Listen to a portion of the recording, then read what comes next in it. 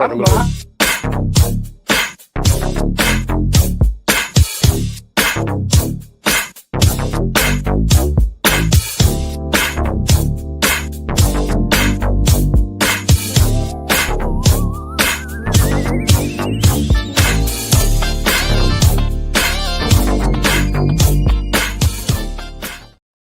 Hey, welcome to Let's Talk Nation. I'm your man, Rod Levin. With me is none other than the General, Attorney Greg Jackson. Once again, it's on, Brother Love. You know how we get this thing started every week, man. How's this weekend for you this past week? Greg, I don't know about you. I mean, you turned me on to the hockey deal. You helped me learn something about hockey.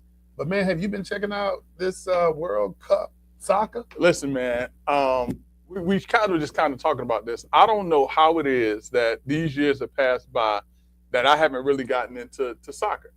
And just this past Thursday, I was actually out of town. I've been traveling a lot more too. And on top of those, I've been traveling with this new role I have. And I found myself in a watering hole watching the U.S. play Turkey. Not Turkey anymore. It's not Turkey anymore. It's Turkey. Cheering the U.S. To a loss, but cheering nonetheless at a hockey game, which I never thought that I would do. Great. I went to Orlando City Soccer about a month ago. Uh-huh. And I'm sitting back, me and my wife were there, man, and that was the first one I went to. The first hockey game? Yeah, and I'm looking at the count up. Yeah. I play football. Yeah. The clock counts down. Yeah. But Greg, it was exciting, man. And those guys run for 90 minutes. Well, they get some minutes. Oh shoot, Greg. Come on, man. They did some substituting, but they may have substituted, man, maybe 2 players. But listen, here's a crazy thing for me, because technically the game, you have 2 45-minute halves. But if something happens, they can add additional time to the 45 minutes that they have, to where you don't. I mean, so I was watching the U.S. game against Turkey, and it ended, but I didn't even know that it had ended at that particular time, because it ended with the goal, and the time ended or something, and the game was over. Man. And I thought they had more time to try to hopefully, tie the game back up, because it was 2-2 at the time. I thought they were going to have a chance to tie it up. So, hey, Greg, I'm doing my work today, and I couldn't focus on my work because Brazil played Japan today. How'd that game go? Down, it was 2 minutes left. Uh-huh. It was a tie game. 0-0? 1-1. Okay. And who do you think scored? So, I'm going to say this, only because this one particular country has been doing a magnificent job with this athlete, Japan. They did not. They didn't. They did, but it was interesting, Greg, that they were in the game up until 2 minutes, and Brazil scored. Well, listen, if I go off of history now, I would say Brazil. But if I'm going off of, what Japan is doing in track and field and baseball and basketball and different sports like that, I would say that, that Japan had a punch. But I would say you're right. I would say you're right, because Japan is financially investing in those events, those sports. Oh yeah. So that's why I went that way. But I'm not shocked that Brazil pulled it out, because Brazil has been a soccer powerhouse for years upon years. So, well, man, that's our little kind of sidebar, because normally I'd be saying, man, let's call your dad, because he knows all. But Greg, can you tell people who they're listening to this? Listen, man, if you all are tuned in and seeing these 2 faces, you're tuned in to 2 of the most influential voices in Central Florida on a Monday night podcast. Brother Love and Greg Jackson, the dynamic duo guaranteed to raise your IQs 15 to 20 points. And on some nights, Brother Love, we get up to 25 or 30. But if you want to be a part of the night show, all you got to do is use those little Twitter fingers and go to see us on Facebook, or you can dial 407-921-6195. Again, that's 407-921-6195 to talk to Brother Love and Greg Jackson, the dynamic duo. Brother Love, let's get it on. Well, hey, Brother Jackson, man, here is what we have for weeks. I mean, we've been bringing candidates in. Matter of fact, last week we bought. But not candidates. We bring elected officials, and we're bringing candidates on the show. And last week, we happened to bring a Republican and a Democratic representative from the House. From Florida, yeah. And the topic was none other than property tax reform. Property tax. I mean, that was a great. And my request to take a look at the speed limit bill that they passed. Hey, Greg, I got to get some reprieve Greg, on that. they're not rescinding that. I'm just let you know. Hey, and by the way, I think it was a 33-year-old just recently, the other day or the other night, got pulled over for doing 130 miles an hour. That's a little fast. A little fast? That's a little fast. Great, but they're not going to rescind it. I know you put your plea in with those members from the House. All you can do is ask. Well, you asked. The worst they can say is no. But that was a great conversation, man. Yeah. I mean, and a lot of the feedback, Greg, and we both get different feedback from folks, but a lot of the feedback that I've received, man, it was good because it was looking at this issue from both sides. Yeah, I mean, but not only that issue, but just other ways of how, and I was about to call him commissioner because I knew him as Commissioner Bankston beforehand, but how Representative Bankston and Representative Anton, although they are in opposite parties, how much respect they have for each other, how much they have worked together. I think one of the bills that Representative Anton brought forth dealing with the Tuskegee Airmen, also his bill to continue to have funds in the coffers for his HBCUs here in the state, and how Bankston, Representative Bankston was fully in support, and how Representative Bankston had moved to have the state to return to the gold standard, and how Representative Anton was in support of that. Well, you read on point, but Greg, here's the other piece. Yeah. Isn't it amazing how when we can bring what people say don't happen right in front of them? Right.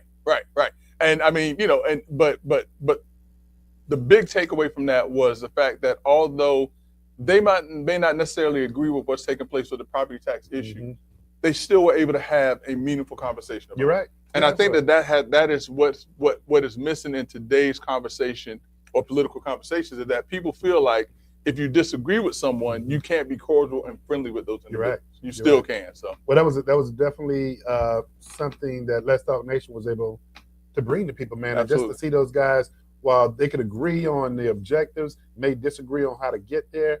It was good to see Representative Bankston and Representative Bruce Anton sit at the table and have a civil, hearty discussion. Well, now here's a big question, though. When are we going to talk to Representative Sapp? You're right. Representative Sapp is a freshman House representative from Putnam County. I believe he did in say the Putnam it was, County area. Yeah. Who has apparently been given some great ideas based off of some great thoughts about how to handle, funding, different municipalities if property taxes are severely affected the way that a lot of folks think they will be. And so it'll be great to have a conversation with him to kind of get his thoughts and ideas as well. Greg, you're absolutely correct. Hey, Greg, once we look at the elections taking place in November. Yep. Once the new governor and the new state elected officials are seated, I think the process by sitting down and starting to talk about the next legislative session, more than likely is going to start either in December or January. Really? Yeah, because I mean, you have the pre-committee meetings that take place. That's right. Okay. So it's going to be very interesting. So you're right, though. We do need to definitely reach out to Representative Sapp's office and just have another hearty conversation. Absolutely. Now, kind of speaking and staying on the topic of politics. I mean, I've been gone I was gone for a couple of weeks. I'm now back 2 weeks in a row. And I got to give Doc some credit now. Doc has been filling in, man, and doing a hard job. I heard Doc Polite. I heard Brother Burns was jumping in. I believe I heard somebody else. But yeah, I mean, listen, man, I've been here, and I keep my ears close to the ground when I'm not here sitting at the desk. But was there any conversation had about the change in the governor's race here in the state of Florida? I mean, one of the changes, I mean, we did have that conversation, and I know exactly where you're going. Yeah. Mayor Deming. Yeah. That was, we did have a discussion on that. For those that are still unfamiliar, Mayor Deming suspended his campaign for governor. Yeah.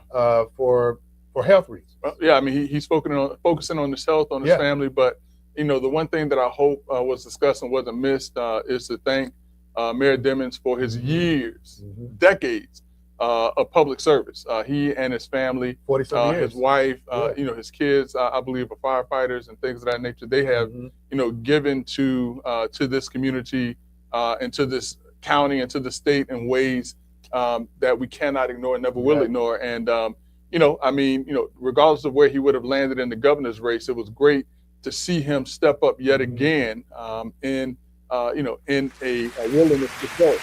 So I didn't get a chance to say this because I wasn't here, but to the extent that it was said, I just want to echo what Brother Love has said, what Doc Polite has said, what everyone has said with regards to Mayor Deming.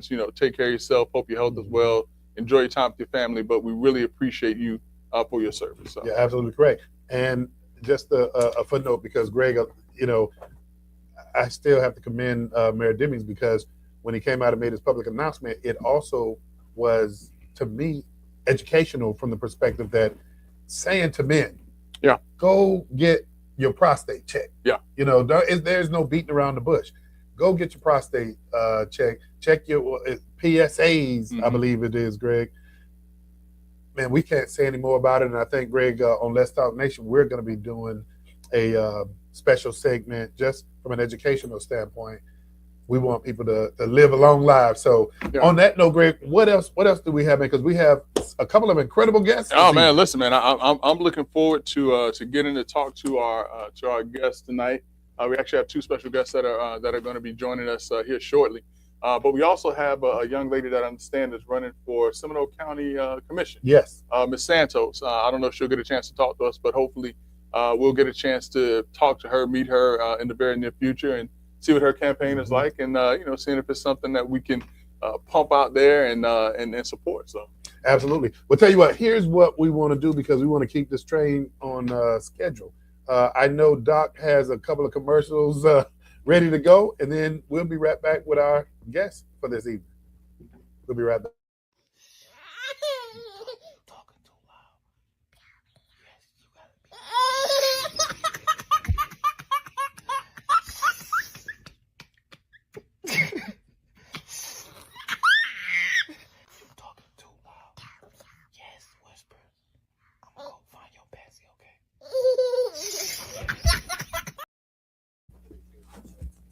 Hey, welcome back to Let's Talk Nation.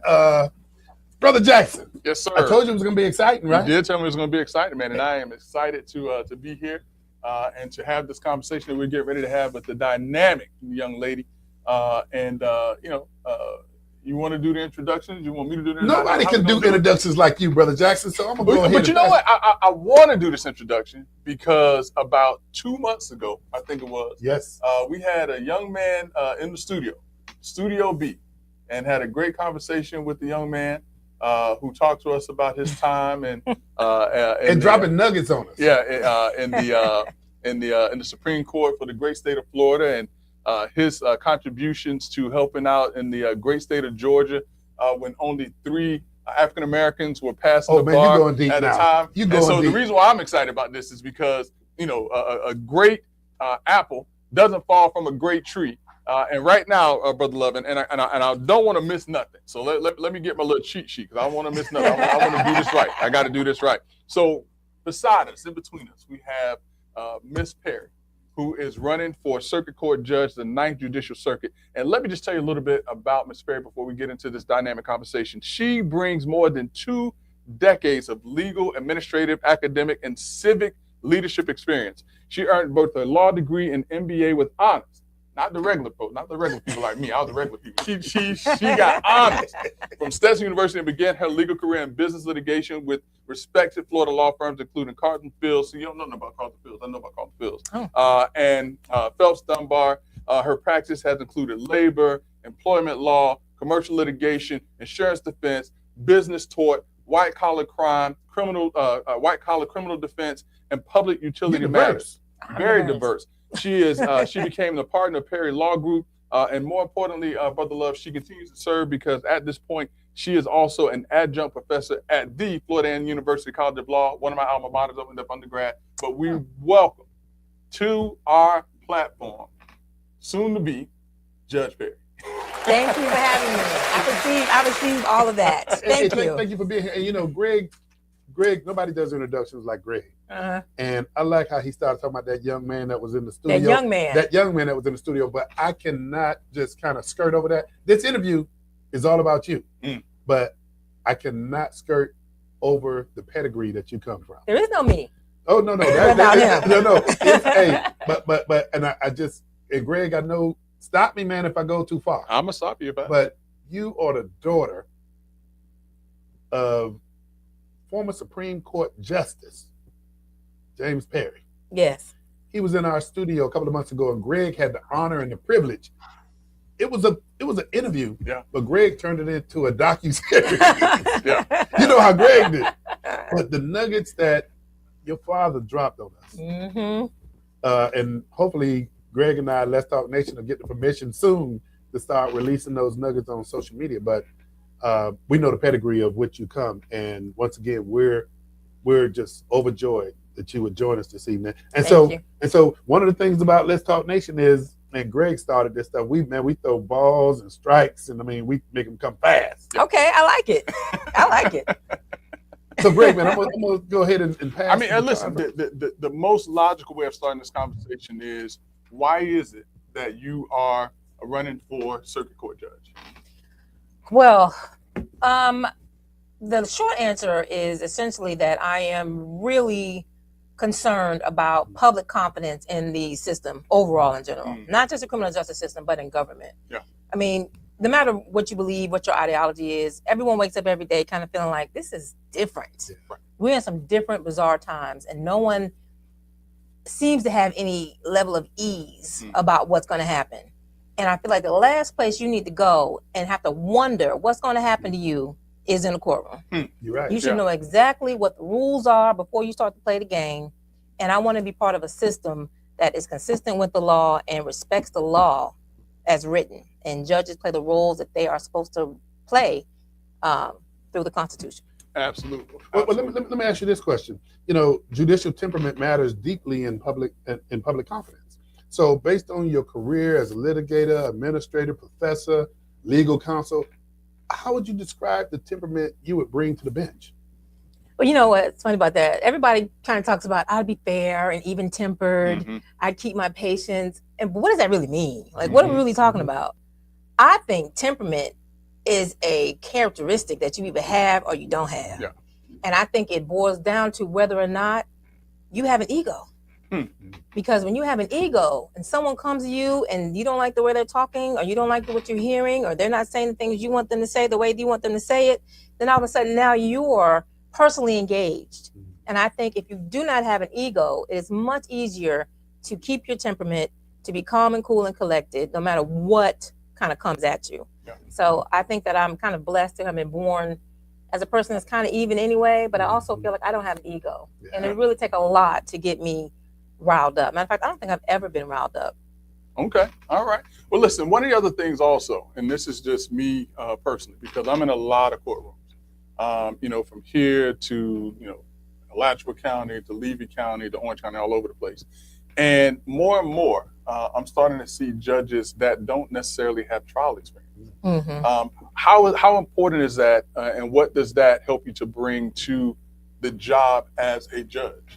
I think trial experience is very important, but I also kind of realize that most of a judge's time is spent doing hearings and evidentiary proceedings and things like that. The motion practice. Motion practice, yeah. And so I think, I don't begrudge any judges that haven't had 300 trials, because that's very, very rare. Like it is impossible.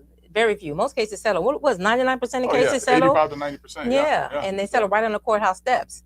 So I think that, but I do think trial experience is important, but I think it's more important for a judge to have the litigation experience, to understand what the rules of evidence are, how they're supposed to be applied, understand what lawyers have to go through to get to trial. That's true. Yeah. And then they can, then it's easier to navigate. So talk to us about your experience as an educator, because a lot of what I've seen judges do to some extent is to carry a courtroom and to keep everyone kind of on the straight and narrow. How does your educational background in terms of adjunct professor lend to your ability to become a judge? Or how would it, I should say? Ironically, I think being a teacher is helpful, but I think being the general counsel and executive director of the state attorney's office is a lot more, has lended itself a lot more to that skill set, because I have had to run a $37 million organization while overseeing several departments: HR, fiscal,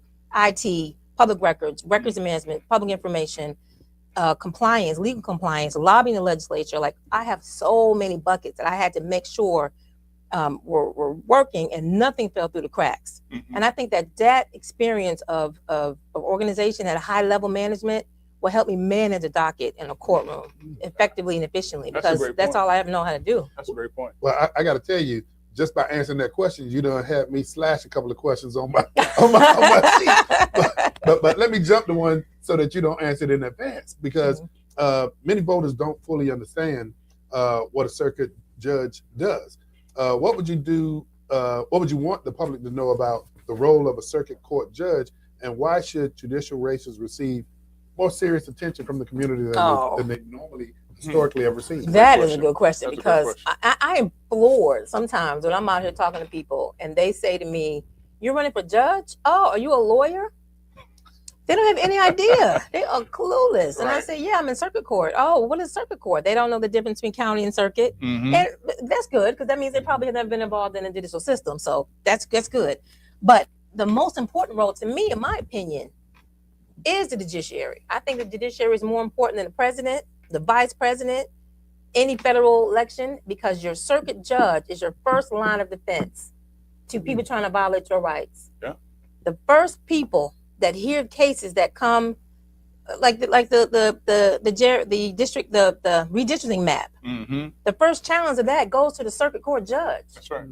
So you have to have good judges at the very, very, very level, the trial level first, to protect whatever is it may be happening or not happening. Yeah. So because you have to think about it to that point. Remember the 2000 election. With Bush and Gore. Mm-hmm. Right. When the hanging Chad issue came up, that went to a circuit court judge up in Tallahassee. Yes, and that infected the entire country. That's right, and the people. That is a great. Yes, so that is the right. I think being the judicial race is the most important. I mean, these are the people that are controlling your family, Mm-hmm. your finances, and your freedom. Listen, you get divorced, who you got to go see? The judge. Yeah. If you have an issue or something comes up with the family issue, you got to determine who gets what. Who you going to see? The judge. You're right. You get in trouble and law enforcement drags you in front of the court. Who you got to see? The judge. So yeah, you're right. But You're right. this is. I mean, I'm glad that you're here, because Greg and I mean, we've had. Matter of fact, when we was on radio, Greg, we had about 3 judges that were running at the time, and they're still judges today. That's and you true. love to talk about our batting. Oh, really? Yeah. Oh, Yes. listen, we have a So you made it happen. we got a nice little track record. We got a nice little track record. But I think it's important that what we're doing right now, and we're speaking to the general public so that you can become educated about, we see races for commissioners and mayors, but we haven't historically seen people have these conversations about why it's important to look at who you're electing for your judge. That's right. Mm-hmm. That's right. Mm-hmm. But here's a question I have, because a lot of what we do is we introduce not just the candidate but the person. And so in introducing the person, Ms. Perry, I want to know, when the decision came to run for judge, what was that conversation around the table like with Justice Perry? Oh man, Good question. I like that. The pride Mm-hmm. that washes over him anytime he talks about it is indescribable. And I'm so grateful that I can make him proud because of how proud he's made me. He has always said, I'm never going to push you to do anything you don't want to do. Mm-hmm. If you don't want to be a lawyer, go do what you want to do. Go make baskets, just as long as you're happy. Right. So he's never pressured me directly. Mm-hmm. However, I do remember coming home from college and him it's giving me the LSAT pamphlets. And win a test, and win an application and things like that. So I know that he's always wanted me to follow in his footsteps. And he and my brother and I are both attorneys. My brother ran for judge in Seminole County in 2012. Okay. And that was unsuccessful. And so now I'm working on it, and he's very proud. And as a matter of fact, he lives in Seminole County, but he wears my Perry for Judge T-shirts all over town, like they can vote for me in Seminole County. But they have friends. I mean, listen, people go talk. That's what he said. Absolutely. He said, you don't know who people are, where they live. We wind down to what we call rapid fire. We're down to 5 minutes in the show. So what we want you to do is, you see that little red light over there? Mm-hmm. We want you to look at that light, and we want you to tell people what they need to know about you in your run for circuit judge. Why? And the question, Greg, we ask everybody. Yeah. Telling people why they need to vote for you. Yeah. Well, I think that you have to have a judge with experience and a judge that understands litigation and understands what the ramifications are when a judge doesn't get it right. Yeah. Because if you have a judge that is inexperienced, they may fumble and make mistakes. And it's normal to make mistakes, but it's not good to make mistakes with people's lives. That's right. So I am very confident in my ability, because I'm a kind of person, I wouldn't be able to sleep at night without knowing that I made the right decision. And I think the best judges are the ones that are not afraid to overturn themselves, that will say, you know what, I did not consider that. Thank you, counsel, for bringing that to my attention. Mm-hmm. You know what, I changed my mind. And that goes back to the ego thing. You have to have a judge that does not have an ego and understands that the power they yield is so powerful that they have got to yield it carefully. And they have to know exactly what they're doing and make sure that they're making the right decision. I think a good judge is a judge that knows when to hold people accountable and when to give second chances. And they have to know the difference. And I think a good judge is a judge who also knows their own potential implicit biases and knows when they're making a decision. Am I making a decision because I know this or because I think I know this? Am I going to make sure I understand what the facts are, or am I assuming some of these facts and making a decision based on what I think I know versus what I know that I know? So those are all attributes that I plan to bring to the bench. And I think I really want people to research and look us up and make sure that we're the type of people that you want on the bench. And don't skip. A lot of people don't vote down ballot. They just say, I don't know what this is, and they skip them. Get your ballot, research, and do it in advance so you know who you're voting for. Absolutely. Now, here's the other question also. When does early voting start? August 18th. August 18th. Mm-hmm. And so that means that you can go out at I'm sorry, early voting. The election is August 18th. Early voting starts August 8th. August 8th. All right. So listen, so that means that August 8th, you can start to go out to the various precincts. You don't have to go to your designated precinct during early voting time. We want you to go out. We want you to be participatory in the process. When Ms. Perry leaves, we'll talk a little bit more about what I want you to do in this particular case. I don't want to do that with her with me. And then also the actual election is August 18th. Yes. And so if you're not able to make it out for early voting, put it on your calendars for August 18th to then make it to your designated precinct and to go out and make your voice heard. And again, as I said, when Ms. Perry is not in my presence, I'll talk to you all more about that. So. Okay. Well, once again, we want to thank you for being on Let's Talk Nation. I just got to tell you what you're doing. You're educating people. And you and Greg used this word, and Greg, you used to talk about how good my segues are. No, you talked about how bad they were. Well, you talked about how bad, but I made them better because you talked about how bad they were. So here's one that I noticed, and this is not even a segue in anything. You were using the vernacular good judges. And when Greg made the introduction of you, and I don't know if you saw this, but Greg started talking about good apples, and talking about good apples don't fall too far from the tree. And I got to say to you, I've known your father for some years. I've seen you operate with the state attorney's office. And man, I tell you, the professionalism that you've exhibited, Greg kicks me underneath the table sometime when we're here talking facts. He said, Brother Love, get the emotion out of it. Let's talk facts. I appreciate what you've been able to do over the years. And Ms. Perry, I'm rooting for you. Thank you so much. That means a lot to me. I appreciate it. So for those of you who are tuned in to Let's Talk Nation, you got an opportunity. Go ahead. Where can they find your campaign? Let them know where they can easy. KamilahPerryForJudge.com. And Doc, make sure we get that down on the screen because we want folks to see it. So, like they say, when you're in radio, you say it more than once. Even though we're on video, say it one more time. www.KamilahPerryForJudge.com. Hey, for those of you who are tuned in, you got a treat tonight. You got another treat coming up in another few minutes. But hey, stay tuned to us. We'll be right back after this commercial break. Thank you, Michelle. Thank you.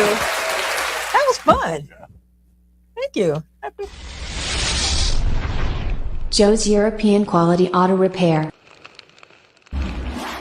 Mercedes-Benz, BMWs, Jaguars, and Porsche. Joe's Quality Auto Repair specializes in European cars. Joe's Quality Auto Repair is located at 1240 State Road, 436 in Altamont Springs. Stop paying a king's ransom for your foreign auto repairs. Call Joe's Quality Auto Repair, mention Let's Talk Nation, and he'll beat certified dealership repair quotes by 30%. Call Joe's Quality Auto Repair at 407-409-6040. Again, 407-409-6040 for the best affordable and guaranteed European auto repairs. Love.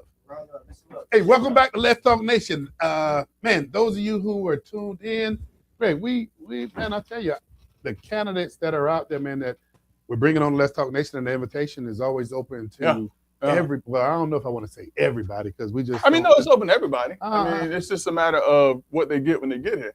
Yeah, you know what? You're absolutely right. You're absolutely right. Y'all didn't give me a way to break in. I wanted to fanboy over the judge, man. He and I have been for the last couple of weeks, man. I was telling Rod, I was like, man, this guy has so much knowledge. It's like sitting at the foot of a giant.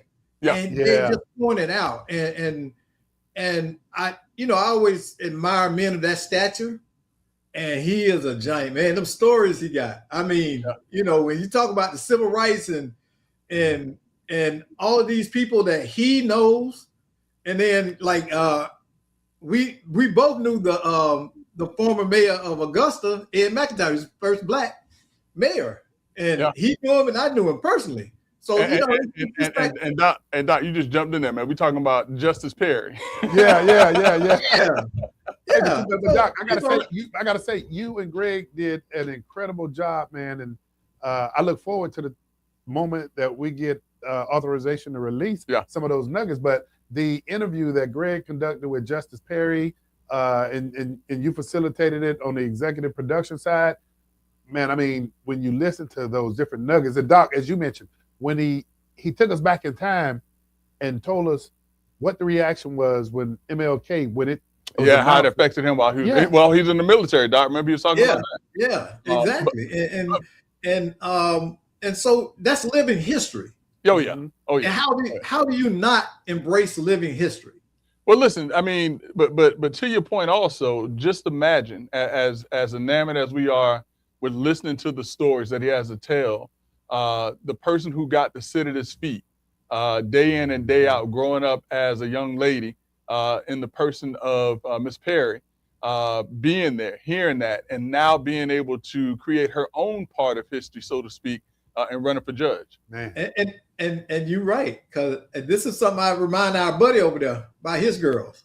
I tell them all the time, they can't pick a wrong husband. He's the Rolls Royce of dads. Yeah. Okay. Listen to who I'm next to when you talk about Kennedy. Listen, I got girls too. I got 2 girls. Hey! Don't put them on the Rolls Royce, man. Put them on the Bentley stand. Put them on the Bentley stand. We'll call him a Kia Stinger. He's the Kia Stinger of dads. I say Bentley. He say Kia. Audi. Hey, my car is a race car, so All right, hey, you and Greg keep it up with that 100-mile-an-hour thing. Keep that thing going on now. Hey, I'm trying, Doc. I'm trying to get him to.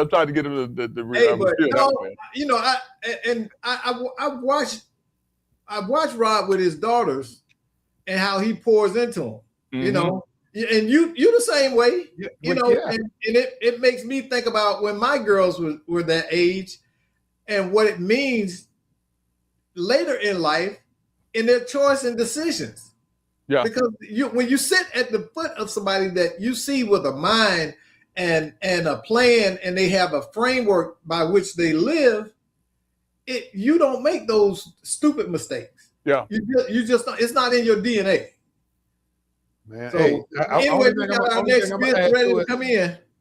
Only thing I'm gonna add to it is it ain't easy. And Greg, you got your girl too. Yeah. So but listen, it's a journey that I would take time and time again if I had to. Yes, absolutely. But it's time. But one thing about it, and I'm just telling y'all because I'm a little bit older than y'all. I'm like y'all big brother, but it's a transition. Yeah. You got to transition that relationship because I see far too many adults who overstay that place in their children's life, and that's a problem. Yeah. Hey Doc, let me ask you: Do we have an individual in the green room with us? Yes, she is ready. The beautiful Miss Walton is here and ready. Walton Johnson, man, Walton Johnson. Well, let's do it. Let's do it. All right, hey, will y'all introduce her? You got it? Brother Jackson, I put that in front of you, brother. All right, listen, man. So we have just had an opportunity to talk to Miss Perry, who is running for circuit court judge. We're now getting ready to have a conversation with another young lady, but she's not running for judge. She's running for clerk of courts. Mm-hmm. And clerk of courts, they oversee the administration of the court systems, how things are handled, the keeping of the paperwork, the budgets, and all of the other things.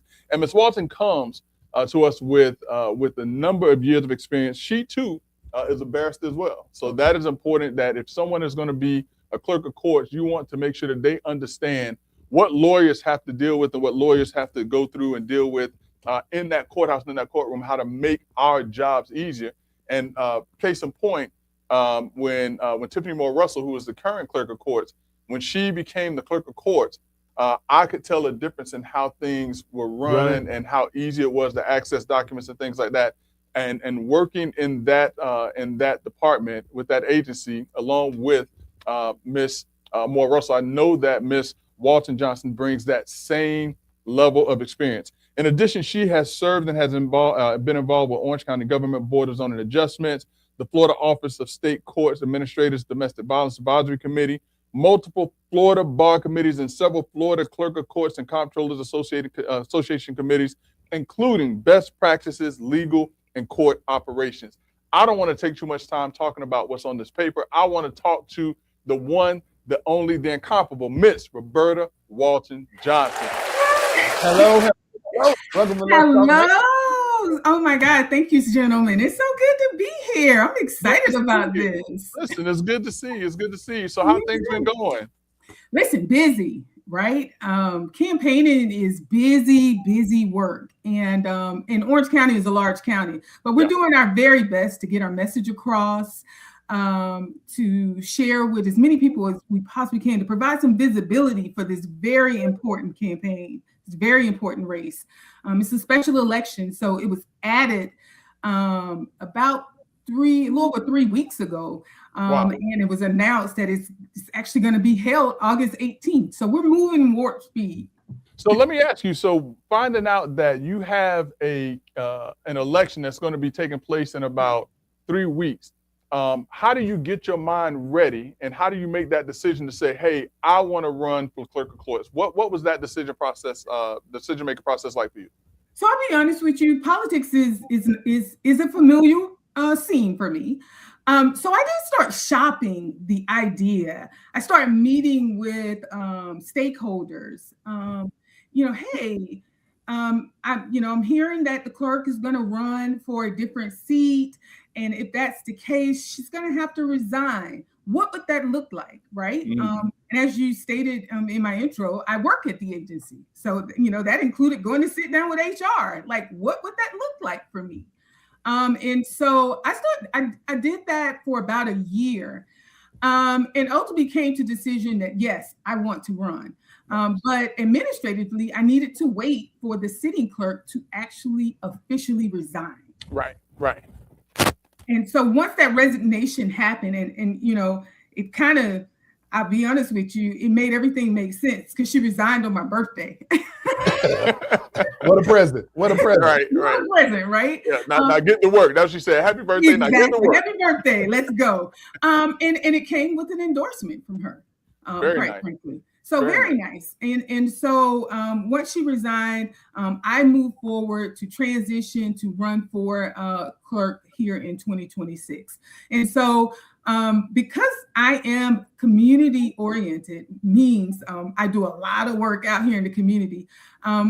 People know what I do, and a lot of them have been a benefactor as to what I contribute. So telling the story is not difficult. It's telling it broadly in such a very short time span is what I'm up against. So one of the things that I noticed and I recognize, and I'm not going to call any names of any of the candidates, but one of the things I will point to is the fact that I believe that you're the only lawyer, barrister, who is in this race. And I've been in the courthouse 1 or 2 times. I can't, I don't go there very much, tongue in cheek. But why is it important to have someone who understands the clerk's office, not just from the standpoint of working there and being there, but also as an attorney who's had to deal with the various shortcomings or the great things with? Why is that, or how does that work in your favor or as an advantage? So practically speaking, when you think about the courthouse, you think about practitioners, right? because that's the language. That's our playground. Right. And so being able to cross-regulate and have communications and partner with the other justice partners, and we call them justice stakeholders, i.e. court administration, right? And that's all your judges. And certainly they have attorneys on that side as well. And then your state attorney's office, right? All attorneys. Your public defender, all attorneys. You need to be in a position when you are sitting at the table to understand what's happening, right? And you do that by training. You do that by adapting a skill set over time. Now, certainly we've had clerks in the past that were not attorneys, but that meant that they were going to get on that training ground, right? And then work towards catching up to really understand what's going on. When you have a practitioner in this seat, that person walks in on day one, understanding what's happening and being able to communicate back and forth with those partners. And so I think that's just extremely, extremely important. And so I've been telling people, yes, you can run for clerk and not be an attorney. You probably shouldn't, but you can. Yeah. Ms. Walton Johnson, thank you once again for joining us this evening. Absolutely. And you you do realize the level of education that you're bringing to everybody. Let me ask you this question. Your campaign emphasizes bridging justice and community. What does that mean in the practical terms for everyday residents who may only interact with the clerk's office during a stressful legal, family, financial, or the life event? Yeah, that's a good question. Right. And that's a great question, because that's the whole premise behind me saying bridging justice and community and connecting you to the courts. Because many people really don't understand the role of the clerk of court. And I find it to literally be the gateway to give you the access to the courts. You have to interface with the clerk's office before you can have your day in court. And so how do we marry those two? How do we make this moment about more than just a crisis? How do we prepare the community should a crisis happen, right? And that is the whole concept behind why I've selected to take my campaign and I'm going to call it my tenure in this seat as an opportunity to bring the community to and educate them about the role of the clerk, about the opportunities to garner access through self-help services, and then to also link up with other organizations throughout the community to expand those community partnerships so that we are really a pass-through, a vehicle that when you do have someone passes away, you understand how to manipulate probate court, right? When you have someone who is facing an eviction, you understand what your rights are as a tenant and your rights as a landlord. Those things are extremely important. And when you are operating in that moment in crisis, you don't always know where to go and who and how to get there. And so that's the rationale behind that. And, I will tell you that, over the past, I think 6 to 7 years or so, that the current clerk has been in place, I saw some things almost immediately that helped me as a practitioner to be able to do my job and to help my clients to move through the court systems more easy. And I've also seen some things where normal everyday people, how their lives have benefit. I mean, from the standpoint of being able to find documents that they can use and access and things of that nature. Yes. How is it, or tell us the benefit of being able to see this from the past 6 years and how you are either going to continue or expand what you've been seeing in your current role. So in my current role as general counsel, and I've actually been with the clerk's office over a decade now. I can't believe that. But what's unique about my tenure there is I didn't come in and go straight to the top floor, right? I'm the general counsel and a member of the senior executive team right now in handling the legislative side, which quite frankly gives me that insight. But I started as a leader in operations. And the operations team is the largest team of the clerk's office. That's the bulk of our employees. That's those deputy clerks, right? That's those people who are at our front counters, those people who are in our back offices, those people who are in our courtrooms serving as trial clerks. So I started as a leader in the operations area and led several different operational divisions before I was promoted upstairs. So you got an opportunity to actually look at the fan and continue to look at innovations. I did. And keep in mind, Brother Love, I started when I walked through the door, I was a customer of the clerk's office, right?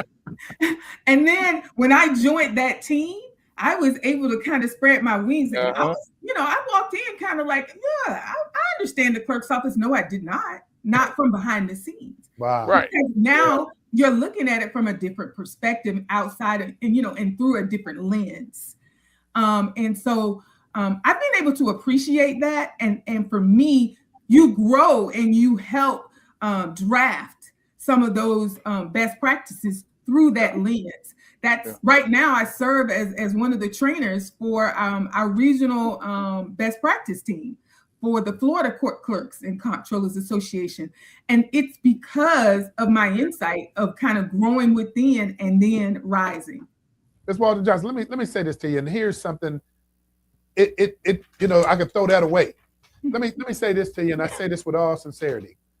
When people come on the Let's Talk Nation show with Attorney Jackson and myself, most people use the vernacular and interview. And right now, what I'm feeling with you is the job interview, and I love the passion, I love the edge of the seat that you're bringing to this, because what you're doing is something that Attorney Jackson and I talk to people about all the time, and that is, and Greg, you say it best, but you're earning people's vote, you're earning people's trust, and that's what's impressive. Yeah. I appreciate that. So here's the big question, and this is always my favorite question, because everyone knows that I have been a candidate for a couple different political seats. What was the conversation like with the family to get yourself? What was the conversation like with the family and saying, "Hey, listen, I'm getting ready to do this." And you know what, Attorney Jackson, you know me, right? We've served together civically, and so I roll with a tribe, right? I have a village. And so it required a family meeting, right? It required one that I had to feed them, right? So I announced over the holidays that I was kind of thinking about it. And I had the oldest, the matriarch of my family, my aunt, she's 76 years old. She said, absolutely not. And I just laughed. But I said, no, we're doing this. And you saw everybody looked around. We're doing this because you're gonna have the conversations like it's not you doing it. We're doing it. Yeah. Now I will tell you, and I call this a blessing. I got married in 2021, remarried, right? In 2021, second time is good favor, and so my husband loves it. He is so excited. Nice. God did that. Well, listen, has he had to walk yet? That's the question. He's walked. I put him on the side of the road. Oh, yeah. Listen, he is all in. He's extremely excited about it, and I'll tell you, my kids are too, because they grew up in this, right? And so train up a child. My kids grew up volunteering. You got drug here, so this is what you're going to do. Same thing with my nieces. I'm one of two. I have a younger brother. So and he has two girls. I have two boys. Everybody is all in. Nice. And the beauty of what you're just saying, because it's not a you. Right. It is a family affair. Yeah. No, it is. Yeah. Because you know what, when you've been out walking or you're dealing with some people and they're beating you up, you got to be able to go to a safe place with people who are going to hold you up and keep you propped up. So I tell people, I don't know, I don't care who tried to talk you into running for office, whoever is with you on the front end is who you in with. Right. That is right. And you're right. You know, I forgot until I was going through your bio. We did serve together on the Board of Zoning Adjustments together. That's right. Yeah. I'm still there, by the way. Nice, Man, very wow. nice. And so wait, you're doing all of this and you're still on the BZA? Listen, I have a meeting on Thursday. So the question is, when do you sleep? That's the real question.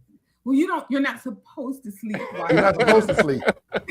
Not while you're campaigning. You know, your public service is something, man. I tell you, because something that you just mentioned, now I'm putting the pieces together.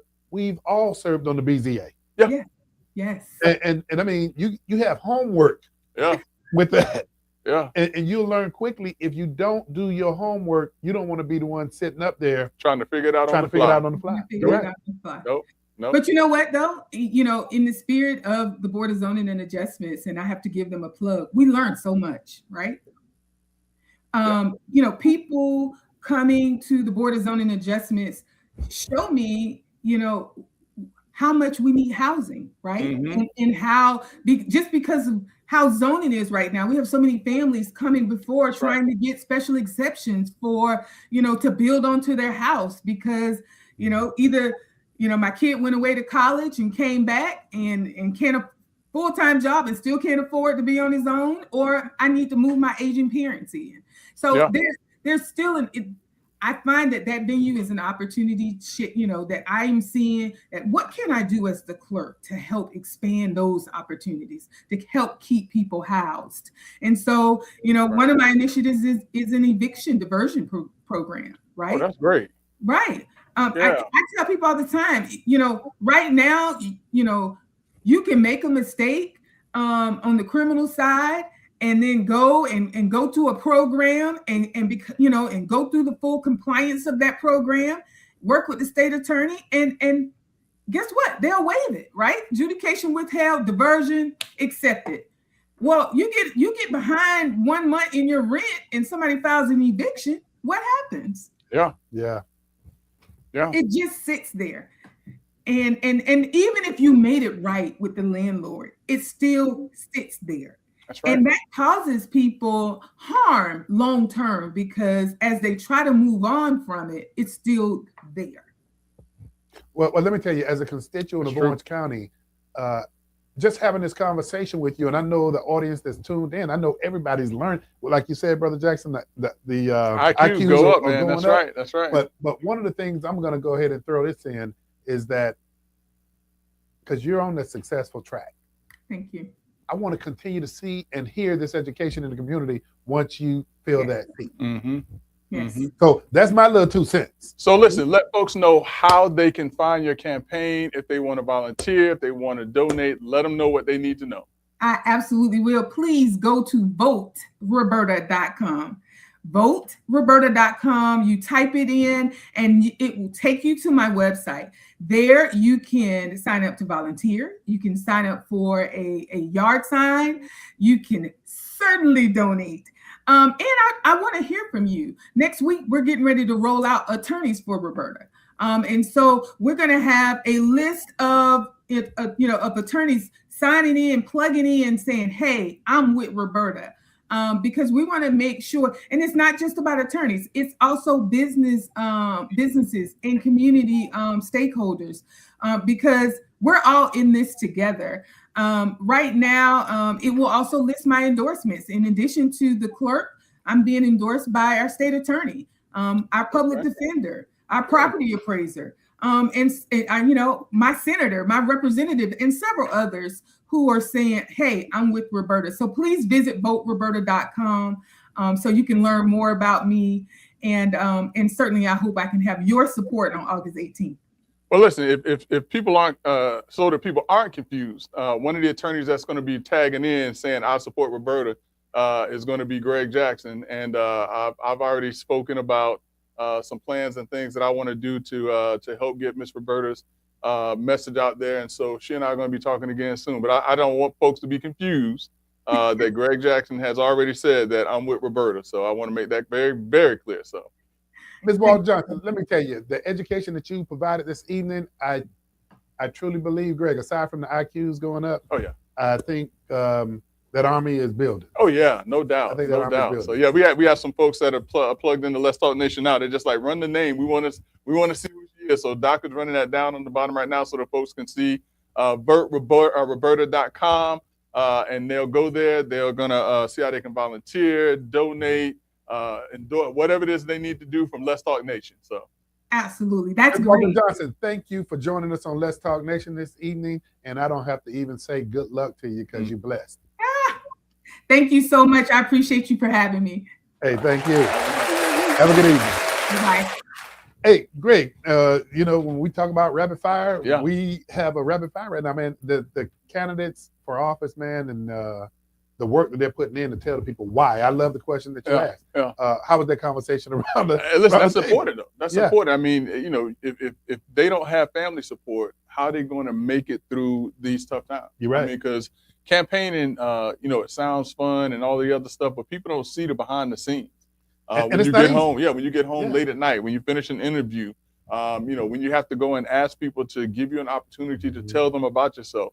I mean, it pulls on you. It pulls on you, and it's a job in and of itself. And so that's why I always say, hey, listen, what was that conversation like with the family? So you and I have done, Greg. Right now, I can't even count the number of interviews we've done over. We're going on 9 years now. Yeah. And Greg, here's something that I noticed tonight because we've seen both sides of this. Yeah. Both candidates that we interviewed tonight were on the edge of their seat. Yeah. They weren't taking this as if it should come to them. I agree. And so, man, I'm impressed with that. But, Greg, this is what it's all about, man, bringing this to the Let's Talk Nation audience. So listen, so once again, we had join us for the first half of the show, Ms. Kamilah Perry. She's running for circuit court judge. You know, we want you to do your homework first and foremost, but we want you to go out and support Ms. Perry. If you feel that she's the right candidate, I feel that she's the right candidate for circuit court judge for the 9th Circuit. Also, Ms. Roberta Walton Johnson, she's running for clerk of courts for the 9th Circuit. I've already made my position very clear. And so, you know, we want you to go take a look at their websites, take a look and see what they're all about. We don't want you to do anything without doing your research. But I feel that once you do your research, you will see and understand why it is that they are the two best candidates for the offices that they're running for. So, and you say best, and I'm gonna say top. All right, listen, I like that too. Yeah. I like that Hey, too. so thank everybody for tuning in to Let's Talk Nation this evening. And man, I mean, we're just in some exciting times. And Greg,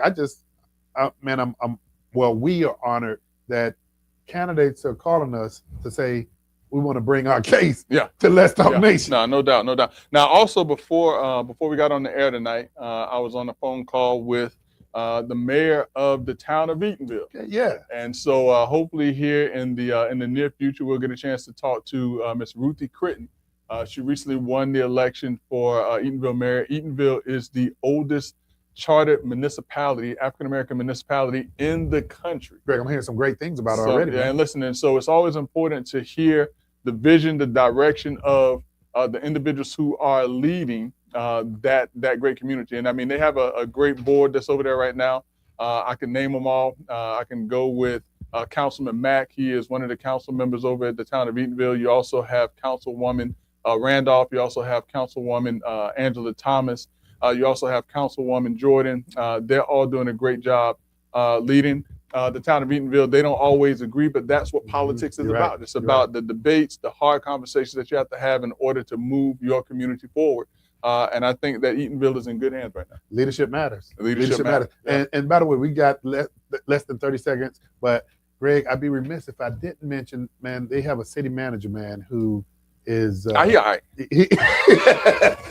I'm talking about none other than Marlon Daniels, man. But Marlon Daniels, I mean, but listen, I have been a fan of Marlon Daniels for a number of years. Loved his mom. Absolutely a gem of the earth. And so his brother also, Rodney Daniels, who was a commissioner, the chief administrative officer Daniels, Marlon Daniels. He was a council member for a while, and now he's taken that experience and he's doing all that he can to push and move Eatonville into the right direction. And then I'll be remiss if I didn't also point out the executive director for the town of Eatonville's Community Redevelopment Agency, Mike Johnson, who has all of the redevelopment up under his belt, and these areas coming together, man. I think, like I said, Eatonville is going to be in good hands. So, come on, man, let's get the mayor of the town of Eatonville on the show now. I'm working on it, man. She said she'll do it. Hey, She said she'll do looking it. forward to it. Brother Jackson, you've heard this for 9 years, and I know you take it with love, Yeah. but you don't have to go home. But you got to get out of here. We'll see you next Monday on Let's Talk Nation. Please join us.